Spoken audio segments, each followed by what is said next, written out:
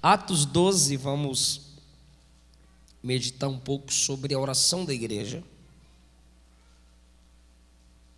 Atos dos Apóstolos, capítulo de número 12.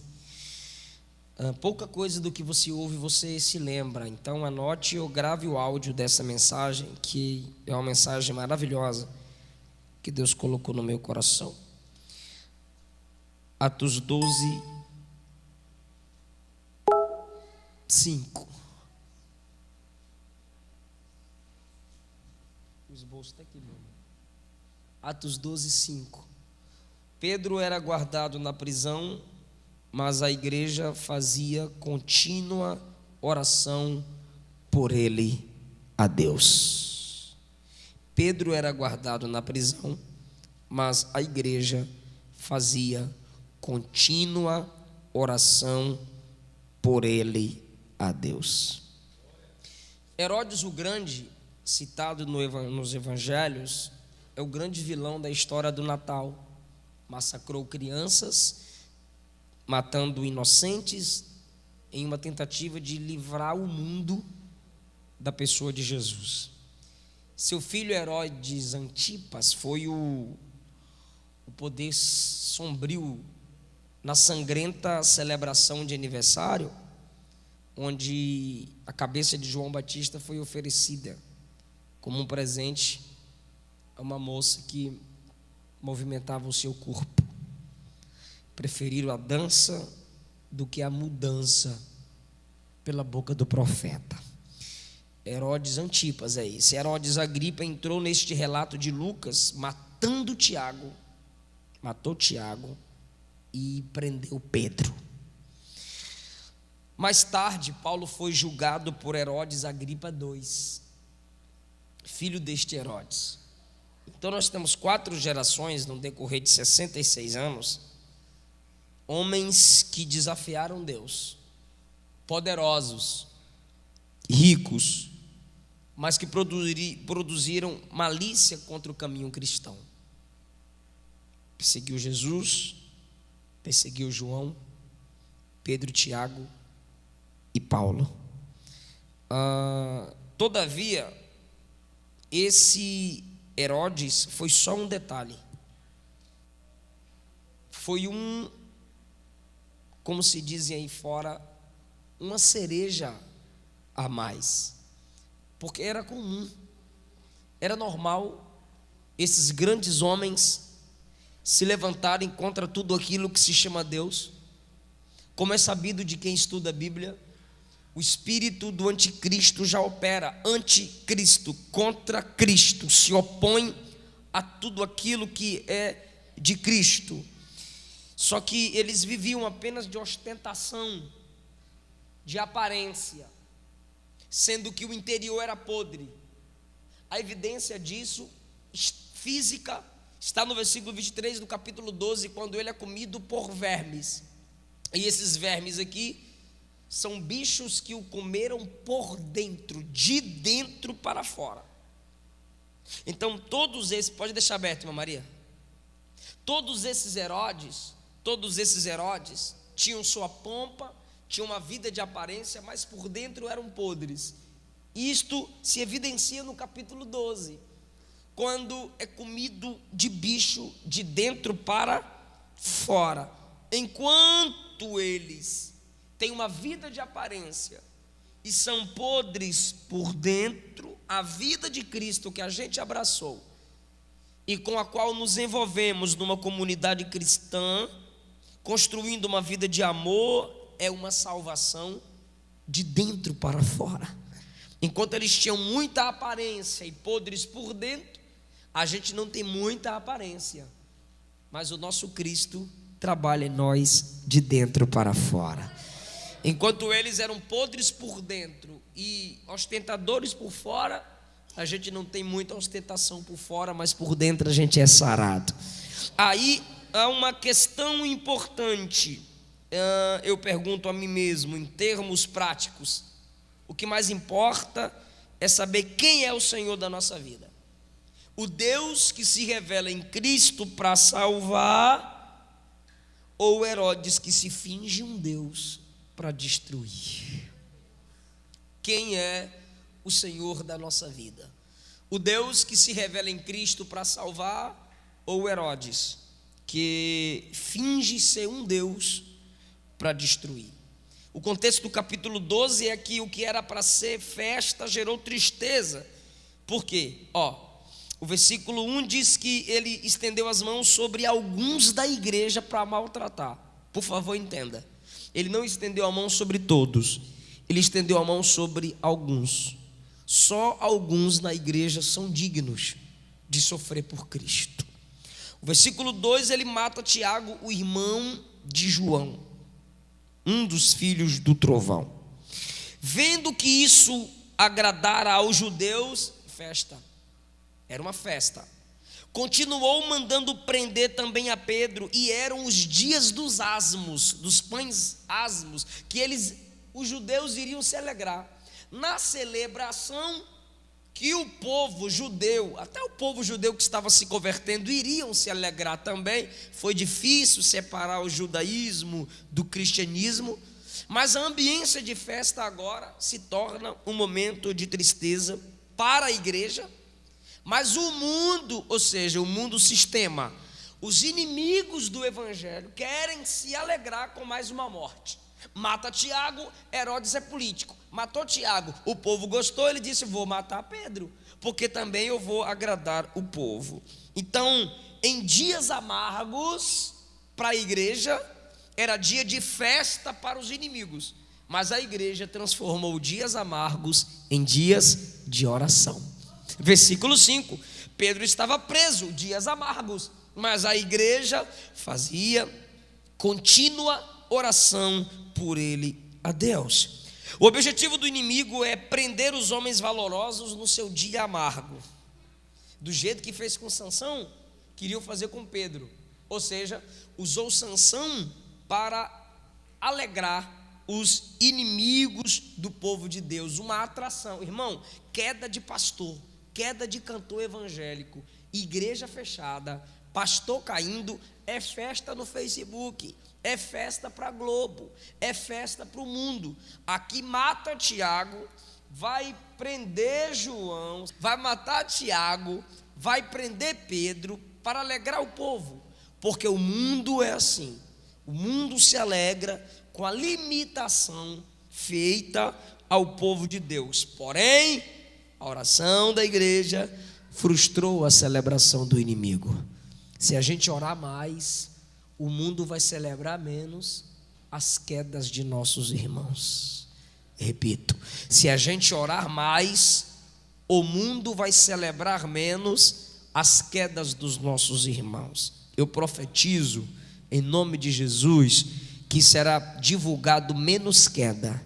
Nós vamos divulgar mais pessoas que Deus levantou, e você estará entre esses divulgados, em nome de Jesus. A igreja está orando enquanto Pedro está preso. Então a igreja está exercendo o ministério da intercessão. Samuel disse em 1 Samuel capítulo 12 que deixar de orar pelo irmão é pecado.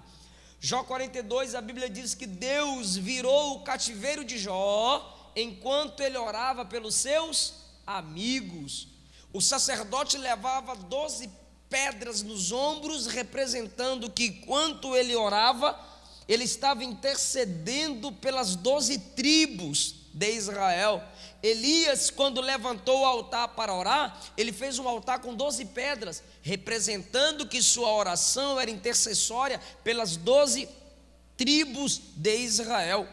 Moisés intercedia pelo povo, por isso Deus não os matava. Mas como a gente aprendeu no Consolidando, ninguém intercedeu por Moisés quando Deus mandou ele subir ao monte e morrer. E outra, quando ele subiu e ficou lá mais dias do que eles imaginavam, eles desprezaram Moisés, dizendo: este Moisés, não sabemos o que lhe sucedeu. Esse é o papel do intercessor: lembrar sem ser lembrado, valorizar sem ser valorizado. Pedro está preso, mas a igreja faz contínua oração por ele a Deus. Jesus rogou por Pedro, agora a igreja ora por Pedro. Repito, Jesus intercedeu por Pedro nos evangelhos antes da crucificação. Agora é a igreja que intercede por Pedro. Então, se Jesus intercedeu por Pedro e a igreja está orando por Pedro, a igreja está imitando quem? Jesus. Ou seja, se prepara para dar um glória a Deus lindo, hein? Quando você adora, quando nós adoramos, nós nos tornamos semelhantes aos anjos. Quando nós pregamos, nós nos tornamos semelhantes aos apóstolos. Mas quando a gente intercede pelo irmão, nos tornamos semelhantes a Jesus. A Bíblia diz que ele vive para interceder por nós. A igreja está fazendo o papel da intercessão. Quem é Pedro? Um dos pastores da igreja. Então o que a igreja está fazendo?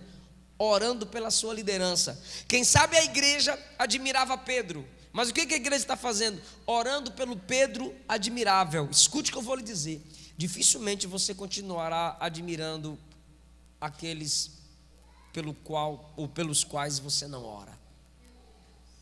Dificilmente você continuará me admirando se você não ora por mim. Dificilmente eu continuarei te admirando se eu não orar por você. Quando eu só te admiro, eu quero usufruir de você. Mas quando eu te admiro e oro por você, eu estou querendo que Deus te preserve. E eu já, no anonimato, estou sendo uma bênção para você. Quem entende isso? Então, para a gente continuar admirando os homens de Deus, é necessário que a gente ore por esses homens de Deus. A oração da igreja abriu portas, sim ou não?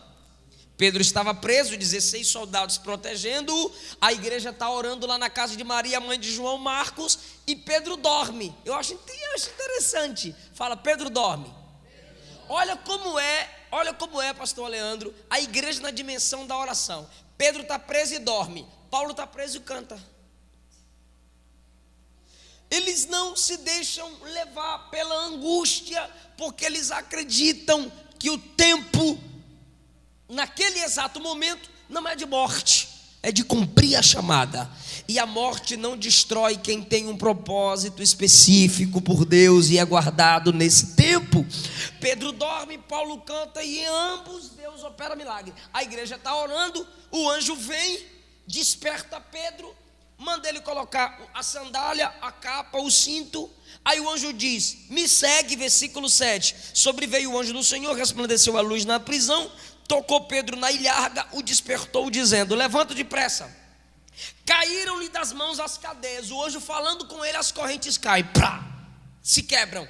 E versículo 8, disse o anjo, cinge, ou seja, põe o cinto, coloca as alparcas. Ele fez assim, lança a capa nas suas costas e me segue. Saindo o seguia. 9, e não sabia que era real o que estava sendo feito pelo anjo, mas pensava que era uma visão ou um tipo de sonho. Ou seja, a igreja está orando lá e Deus está abrindo portas aqui.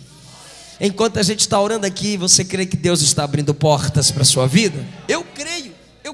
Nós temos testemunhos aqui no ciclo de oração da Quarta Central, que as pessoas oraram aqui, quando chegou ali na porta, a providência chegou. Quando entrou no carro, recebeu uma ligação. Eu creio que enquanto a gente ora aqui, Deus abre portas lá. E o que Jesus disse a Pedro? Eu te dei a chave do reino. Então, se o camarada tem a chave do reino, será que a porta da prisão não vai se abrir? Deus deu à igreja a chave do reino. A igreja abre portas através do evangelismo. Então não há portas que continuará fechada diante de Pedro. Mais uma lição, diga comigo, os anjos trabalham. Fala, os anjos trabalham quando a igreja ora. Irmão, anjo não trabalha por nós se a gente não ora. Porque quando a gente ora, a gente se submete ao poder de Deus. E quando a gente se submete ao poder de Deus, os anjos são os instrumentos ativos do poder de Deus. Eliseu orou, aí os olhos de Geazi foram abertos e ele viu carros e cavaleiros de anjos, uma comitiva ao redor da casa de Eliseu. Daniel capítulo 6, Daniel orava 3 vezes ao dia e o Senhor mandou o anjo para livrá-lo do poder dos leões. Jesus passou 40 dias em oração e jejum, e diz a Bíblia que quando o diabo se afastou, os anjos o serviram. Em Atos 27, Paulo, que Atos mostra que ele era um homem que tinha uma vida de oração. Em Atos 27, a Bíblia diz que um anjo do Senhor estava com ele lá no navio que estava se afundando. O navio afundou, mas teve livramento pelo anjo. O anjo tira Pedro da prisão, mas é a oração que tira o anjo do céu. O anjo de Deus não trabalhará aqui embaixo se a nossa oração não subir da terra para o céu. E deixa eu lhe fazer uma pergunta, seja sincero em nome de Jesus. Quem aqui, pelo menos nesse ano, já falou assim: Senhor, envia teu anjo lá? Quem aqui? Ok. Irmão, a gente teve um momento que o Brasil chegou a cultuar anjos. É o extremo, está errado. Mas a gente não pode ficar ouvindo aí os reformodinhas criticando nossas orações e a gente deixar de crer que os anjos de Deus trabalham em nosso favor. Você pode sim orar, interceder, envia, Senhor, os teus anjos, acampa seus anjos ao meu redor, guarda meus filhos, guarda minha esposa, guarda meu marido, Senhor, chega lá antes do que eu. Minha esposa já chegou no hospital, eu não pude entrar, mas eu clamei ao Senhor, não ao anjo, eu clamei ao Senhor para enviar os seus anjos e guardá-la. Sim, já tivemos perigo nas estradas, foram anjos de Deus, anjos que nos guardaram. Eu creio no Deus do Salmo 91, eu creio no que Hebreus diz, que os anjos do Senhor nos servem, porque servimos a Deus. A Bíblia diz que eles protegem, eles servem aqueles que hão de herdar a salvação, mas você precisa exercer essa prática na oração. Senhor, acampa os seus anjos ao nosso redor. Quando Paulo ensina sobre a submissão da mulher ao marido para que o seu culto flua, Paulo diz assim: e as mulheres sejam submissas, se comportem com respeito por causa dos anjos. O que tem a ver por causa dos anjos? Porque no culto os anjos observam a nossa adoração. No culto levam a Deus a nossa necessidade. Jacó, os anjos montavam um acampamento para guardá-lo. Sim, o anjo do Senhor em Atos 4, 5 livrou Pedro e João, um anjo. Aqui mais um anjo. Atos 27, anjo, já na dispensação da graça. Eu ouço experiências, mas é só de gente que ora, irmão. Quem não ora, não. Eu ouço experiência, testemunho de gente que ora, que teve experiência de que Deus enviou o seu anjo. Você crê que Deus faz isso pelo poder da oração? Ok, o anjo tira Pedro da prisão, mas é a oração que tira o anjo do céu. Agora perceba, por favor, versículo 9. Ele saindo, seguia o anjo e não sabia que era real o que estava sendo feito pelo anjo. Eu preciso que você repita isso, por favor. Diga: não sabia que era real. Então você entende comigo que para Pedro o que está acontecendo aqui estava no campo do espiritual, não é? Para ele não está acontecendo fisicamente, é um sonho, é uma visão. Deus está me mostrando algo lá no mundo espiritual. Não tem nada acontecendo aqui, não tem nada na matéria, não tem nada físico, não tem nada material. Isso é lá no outro ambiente. Aí quem vive muito de realidade tem dificuldade de reconhecer o espiritual. Mesmo Pedro sendo o homem do Pentecoste, andou com Jesus, mas parece que ele conhecia pouco do mundo espiritual. E tem gente assim na igreja que conhece pouco da relação do mundo natural com o espiritual, que tem pouca experiência, né? Tudo é explicável, tudo é pela ciência, duvida de milagres, de alguns testemunhos. Pedro andou com Jesus, estava no Pentecoste e tem essa dificuldade. Imagine gente que não teve essa experiência que Pedro teve. Onde eu quero chegar é que por causa da oração da igreja, olha o versículo de número 10. Quando passaram a primeira e a segunda guarda, chegaram à porta de ferro que dá para a cidade, que se abriu por si mesma. 11. Pedro, tornando a si, disse: agora sei que verdadeiramente o Senhor enviou o seu anjo e me livrou da mão de Herodes. Agora sei, ou seja, não é sonho não, é verdade. Porque a igreja está orando. A oração da igreja aprofunda os superficiais. Então nós pentecostais, às vezes, sabendo que tem gente superficial na igreja, a gente critica eles, mas na verdade a gente tem que fazer o que essa igreja faz. Enquanto esse Pedro duvida do espiritual, vamos continuar orando, que Deus vai pegar esse superficial e aprofundar ele em seus mistérios. Aleluia, eu creio nisso. Ele entendeu após o anjo se apartar. Daqui a pouco a gente volta para isso aqui. O anjo se afastou, diga isso. Fala, Jaque. O anjo se afastou. Tá pensando no Léo, né? Por mais que a gente creia que Deus mande os anjos, e Ele manda, por mais que os anjos de Deus protejam os seus, eles vão nos deixar. Eles vêm, protegem, servem, mas ele pode sair, ele pode se afastar, ele pode receber uma ordem do céu e voltar. Mas tem um que nunca nos deixa, é o Espírito Santo. Aleluia, glória a Deus. O anjo desce e sobe, mas o Espírito Santo desceu e só vai subir quando a gente subir. Só vai subir quando for o dia de arrancar a igreja daqui. Quem está entendendo isso? Aleluia. Então, ainda que por ordem de Deus, permissão de Deus, o anjo não te livre da dor, da angústia, tem o Espírito Santo que vai te dar consolo na dor e na angústia, porque Ele é o nosso consolador. Amém? A oração da igreja gera tudo isso que eu estou pregando para vocês. Mas esse versículo 5 diz assim: a igreja fazia ação. A igreja fazia, me ajuda aí em cima, Aquilha. A igreja fazia contínua oração por ele a Deus. Essa expressão, a igreja fazia contínua oração, tem dois significados.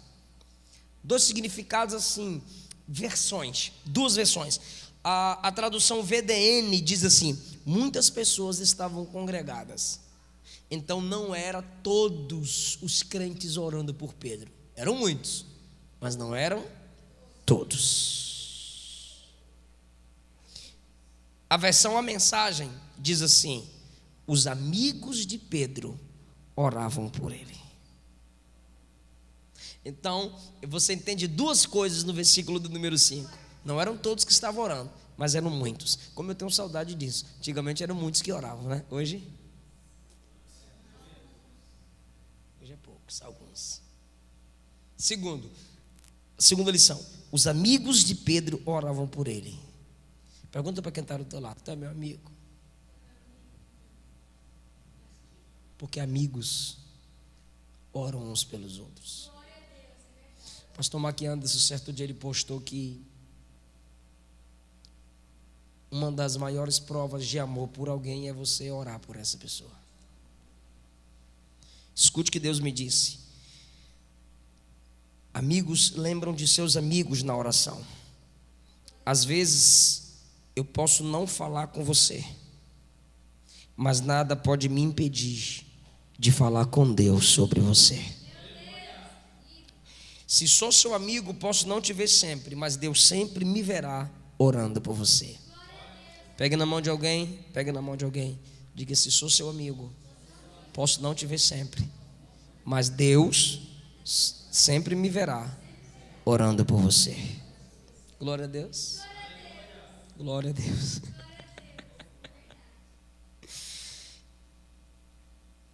Eu disse que a oração abre portas, não disse? Mas eu não disse que a oração abre todas as portas.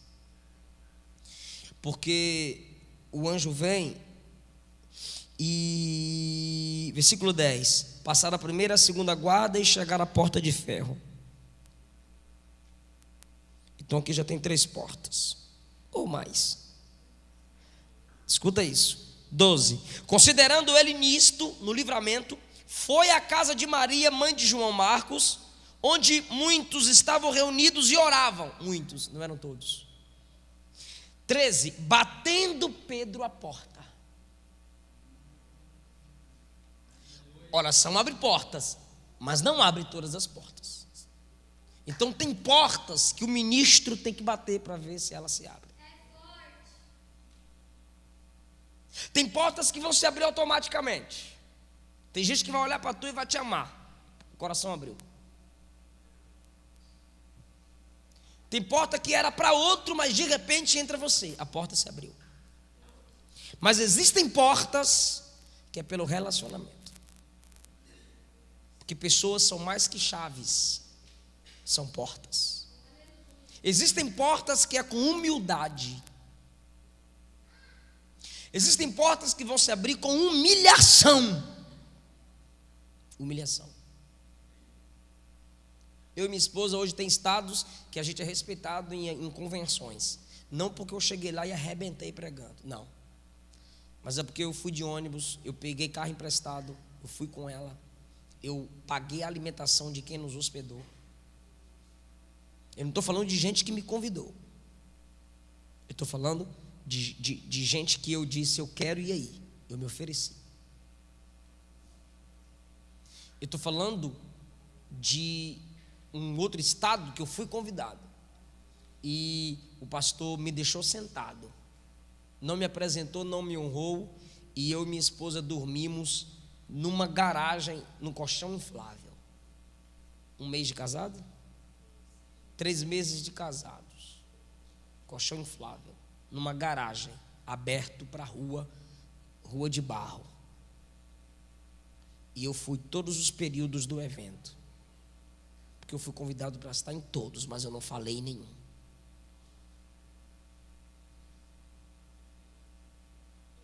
Lugares que me colocaram em hotel de rodoviária, que a gente tinha que dividir um banheiro só com todos os que estavam hospedados. Banheiro social que fala, né? Do lado de fora. Tem portas que a gente tem que forçar. Tem portas, forçar não, perdão. Tem portas que a gente tem que bater. Se você quer prosperar na vida, você tem que estudar. Se você quer ser um bom ministro, uma boa cantora, você tem que estudar. Se você quer ser um bom pai, um bom marido, uma boa filha, uma boa esposa, você tem que ler sobre isso. Porque hoje tem muitas verdades. Não tem mais um conceito de família, um conceito de evangelho. Há muitos. Então você tem que ler bons livros, é bater na porta. Hoje eu prego no Brasil, fora do Brasil, tenho 9 a 10 livros escritos. 25 anos de ministério, mas eu morei sozinho. E enquanto eu morei sozinho em Brasília, eu li a Bíblia de meia-noite às 4. Preparei muitos sermões. O primeiro sermão que eu preguei nos Gideões, Deus me deu aquela mensagem com 15 anos de idade. Eu preguei com 26. 11 anos preparando uma mensagem. Oi, meu amor? O livro dos Salmos foram 9 anos para ser escritos. Foi porta que eu bati. Minhas ofertas que eu ganhava, isso é solteiro. Tem ministro de Deus que é casado, não pode fazer as mesmas coisas que eu fazia. As minhas ofertas, tinha vezes que eu pegava a van para economizar, ou ia a pé para a igreja onde eu morava em cima, para no outro dia ir comprar meus livros na livraria Shekinah, não sei o que da Rocha, ICPAD, em Brasília, Casa da Rocha. Comprar os meus livros, eu preferia livro do que uma boa gravata. Livro do que comida. A gente comia cuscuz, mas eu comprava meus livros. Meu sapato era simples, meus ternos eu ganhava meus ternos. Não tinha gravata chique, roupa chique, mas a minha biblioteca sempre foi farta. Bater na porta. Nos meus aniversários aqui em Goiânia, a Luana falava para os meninos: o presente de Eliseu é livro. Livro, não vem com outra coisa não, livro. É bater na porta. Tem gente que não vai te ajudar se você não falar a sua necessidade. Não vai. Pastor Nebidu, tem que falar para o seu pastor como ele está te ferindo, como ele está te magoando. Manda um texto. As pesquisas dizem que pelo WhatsApp a gente é mais sincero. Então vai lá. Escreve. Tem que bater na porta. Não adianta orar. A oração abre portas que você não pode bater. As portas mais difíceis Deus abre, mas quando chegou a porta natural, Pedro teve que bater. Aí Pedro bate na porta, a menina vem atender e olha só, oração e vigilância, né? A igreja ora para Deus livrar Pedro. Aí Pedro vem, quando Pedro vem, bate na porta, ela ouve a voz de Pedro e ela não abre a porta. Versículo 14, conheceu a voz de Pedro, mas não abriu a porta. Isso é interessante, orar e vigiar. Ora para Deus abrir a porta da prisão, mas ela não se apressa em abrir a porta. Vai que tem um soldado lá com Pedro com a espada assim, fala que é tu para matar todo mundo aí. Oração e vigilância. Oração e inteligência. Ela é mais nova. Ela quer que os mais velhos abram a porta. Ela vem, ela conhece a voz de Pedro, porque ela prestava atenção na pregação do pastor Pedro. Ela não ficava no Instagram, no WhatsApp. Ela presta atenção, Pedro pregando. Se tivesse, tá, gente? Escandaliza não. Aí ela escuta a voz de Pedro batendo. Ela correu para dentro e disse: Pedro está na porta. Versículo 15: estás fora de ti. Esse estás fora de ti aí, quer dizer, você está com problema. Peraí, deixa eu fazer uma pergunta para vocês aqui. A igreja estava orando para Deus fazer o que com Pedro?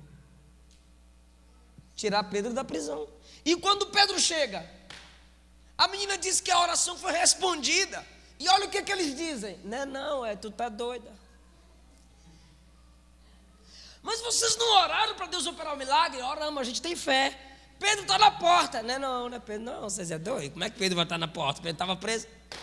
Mas você não orou para Deus livrar Pedro da prisão? Orei. Pedro está na porta. Tá não é Pedro não, tu tá doido. É mais ou menos assim.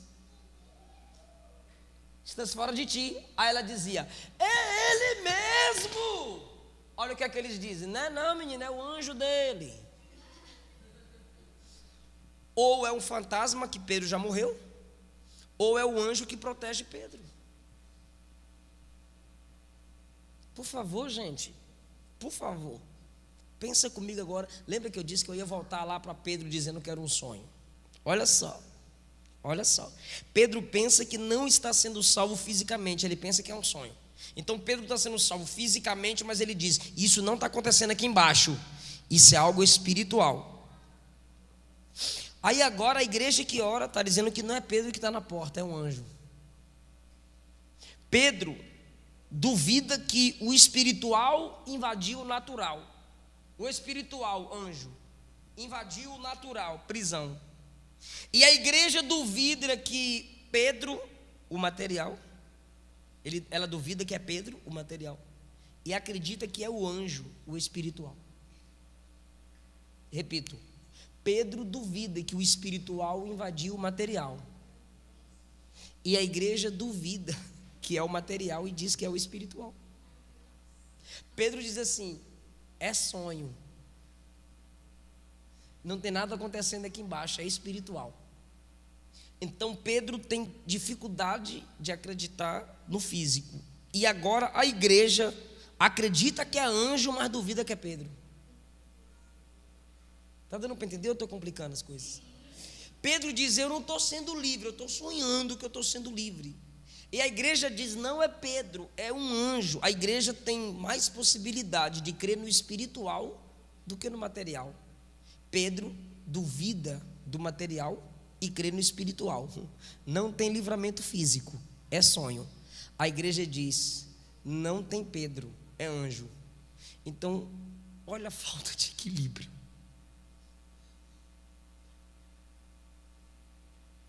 Ou seja, o anjo deixou Pedro e Pedro crê que foi o anjo.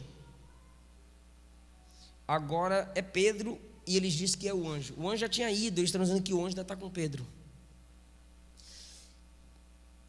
A igreja tem essa complicação. Tem uns que crê demais lá em cima. Tem outros que crê demais aqui embaixo. Para Pedro é só um sonho, não tem nada espiritual acontecendo. Para a igreja é só um anjo, é tudo espiritual, não tem nada material acontecendo. Então a igreja diz que é anjo, Pedro diz que é sonho. A igreja diz que é anjo, Pedro diz que é sonho. A igreja diz que é céu, Pedro diz que é resultado de barriga cheia. É o desequilíbrio da igreja. Alguns creem demais no manto, no mistério, no invisível. Outros só creem aqui embaixo. E a igreja, só na oração ela consegue equilibrar isso. O Pedro que queria ficar só no sonho, viu que era livramento. E a igreja que queria crer só no anjo, viu que era Pedro de verdade. Deus os equilibrou. Consegue entender isso? Se você levar uma vida de oração, você vai aprender a pensar no material e a valorizar o espiritual. O resultado: Pedro chega, manda contar o testemunho, o milagre é divulgado, Herodes manda verificar a prisão, Pedro não estava mais lá. Aí Pedro já está pregando em Cesareia, aí Herodes vai para Cesareia. Antes dele chegar lá, Pedro já estava ganhando almas lá. Quando ele chega em Cesareia, ele vai fazer um discurso. Aí ele põe as vestes bonitas e o povo grita: isso é voz de Deus e não voz de homem. Irmão, só gente que não ora vê Deus na voz de um corrupto. Só igreja que não ora sente Deus na voz de pastores adúlteros, materialistas e mentirosos. Porque um líder corrupto, o povo está dizendo que é Deus na boca dele. É Deus que está falando. Ao invés dele corrigir o povo e dizer: não, eu sou homem como vocês, eu sou falho como vocês, ele recebe a glória para si. E aí, meu irmão, ele morre comido de bicho. No trono ele começa a morrer. Sabe o que é isso? Deixa eu fazer uma pergunta para a gente encerrar essa mensagem. Onde os vermes comem o homem? No trono ou no túmulo? O juízo de Deus é tão severo contra Herodes que para Deus o trono dele já é seu túmulo. Meu Deus.